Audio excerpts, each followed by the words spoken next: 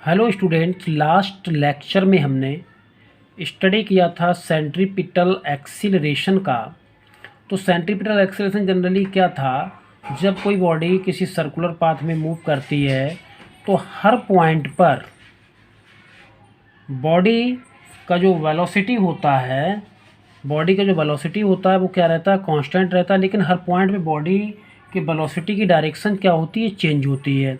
तो जिस वजह से एक एक्सीलरेशन पैदा हुआ जिसका नाम था सेंट्रीपिटल एक्सीलरेशन, और उसका डायरेक्शन किधर था, सेंटर की तरफ। उसी सेंट्रीपिटल एक्सीलरेशन की वजह से एक सेंट्रीपिटल फोर्स बना। मान लीजिए कोई पार्टिकल एक सर्कुलर पाथ में घूम रहा है, मूव कर रहा है, किस वेलोसिटी से, बी वेलोसिटी से।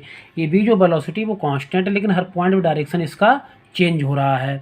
तो a force required to make a body move along a circular path with uniform speed is called centripetal force.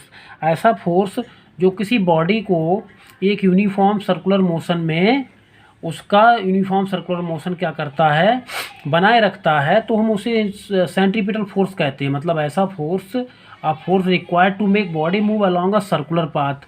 Body किस में मूव करे, सर्कुलर पाथ में मूव करे। और उस सर्कुलर पाथ में मूव कराने के लिए जिस फोर्स की हमें ज़रूरत होती है, उस फोर्स को कौन सा फोर्स हम कहते हैं, सेंट्रीपिटल फोर्स कहते हैं। अब देखिए, सेंट्रीपिटल के नाम से ही हमें पता लग रहा है, सेंट्री का मतलब इसका डायरेक्शन जो होगा, सेंट्रीपिटल मीन्स इसका डायरेक्शन सेंटर की तरफ होगा।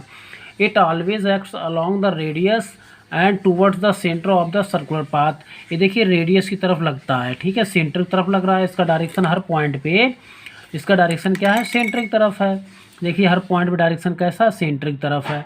और जहाँ पर भी सर्कुलर मोशन होता है वहाँ पर सेंट्रीपिटल फोर्स ज़रूरत होती है। वहाँ पर सेंट्रीपिटल फोर्स क्या होता है, रिक्वायरमेंट होती है। Without centripetal force circular motion is not possible. ये फोर्स अपने आप में कोई भी कुछ भी नहीं होता है।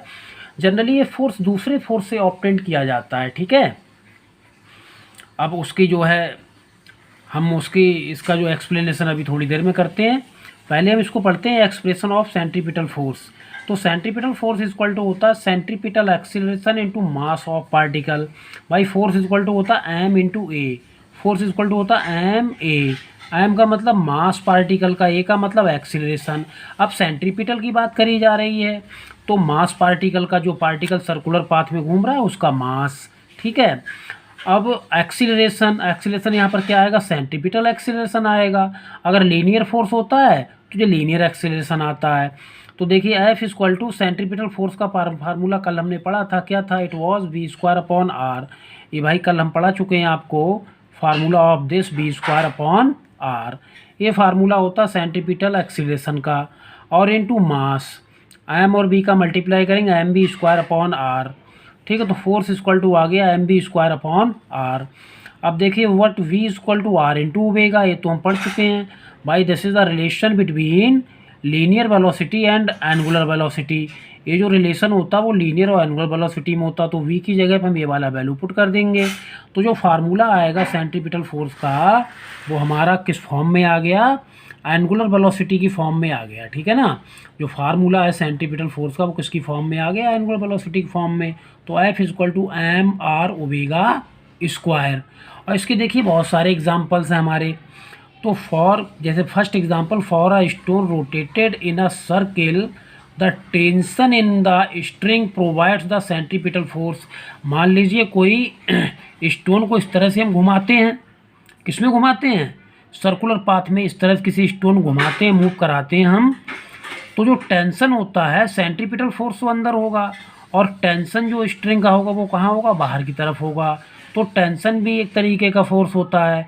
तो जो सेंट्रीपिटल फोर्स है यहाँ पर वो किससे मिलेगा, टेंशन से मिलेगा। कैसे हमें पता लगाएंगे टेंशन मिलता है। सपोज दैट कि स्टोन हमारे हाथ से छूट जाए, वो जिस थ्रेड में स्टोन को बांध घुमा रहे हैं, अगर वो छूट जाए हमारे हाथ से, तो क्या होगा, वो टेंशन के डायरेक्शन में ही इस तरह से चला जाएगा, ठीक है। टेंशन की मतलब उसका टेंशन खत्म हो जाएगा, जिस वजह से सेंट्रीपिटल फोर्स भी क्या हो जाएगा, खत्म हो जाएगा। अब अगला है देखिए second example, the centripetal force for the motion of the planet.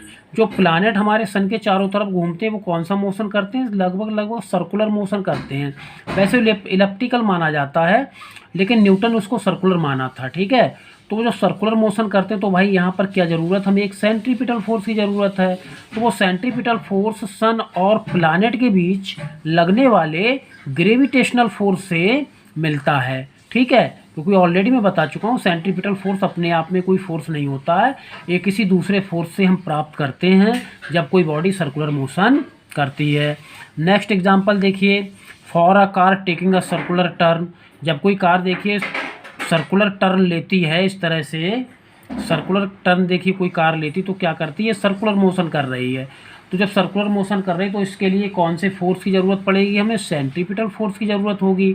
तो सेंट्रीपिटल फोर्स हमें कहाँ से मिलेगा भाई, कार के टायर और रोड के बीच जो फ्रिक्शन फोर्स होगा वहाँ से हमें सेंट्रीपिटल फोर्स मिलेगा कार को मोड़ने के लिए। कभी कभार ऐसा होता अगर रोड भीगी हुई हो, भाई रोड कैसी हो, भीगी हुई हो या बर्फीली रोड हो, तो क्या होता है कार मुड़ने के बजाय सीधे चली जाती है। क्यों, क्योंकि मुड़ने के लिए हमें sufficient centripetal force friction force से नहीं मिल पाता। क्योंकि जब रोड भीगी या बर्फीली होगी तो कार के टायर और रोड के बीच क्या होगा भाई, कार के टायर रोड के बीच ज़्यादा फ्रिक्शन फोर्स नहीं होगा।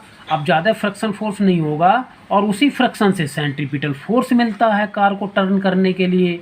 तो भाई वो फ्रिक्शन जो है सफिशिएंट सेंट्रीपिटल फोर्स नहीं दे पाता, क्योंकि उसकी वैल्यू कम हो जाती है भीगे हुए रोड के लिए या बर्फीले रोड के लिए। तो कार मुड़ने के बजाय क्या होता, सीधा निकल जाता है। नेक्स्ट एग्जांपल देखिए, फॉर एन इलेक्ट्रॉन, जब कोई इलेक्ट्रॉन न्यूक्लियस के चारों तरफ घूमता है, न्यूक्लियस पे कितना चार्ज होता है, पॉजिटिव, और इलेक्ट्रॉन पे कौन सा चार्ज होता है, नेगेटिव। भाई इलेक्ट्रॉन पे चार्ज होता है नेगेटिव, न्यूक्लियस पे चार्ज होता है पॉजिटिव।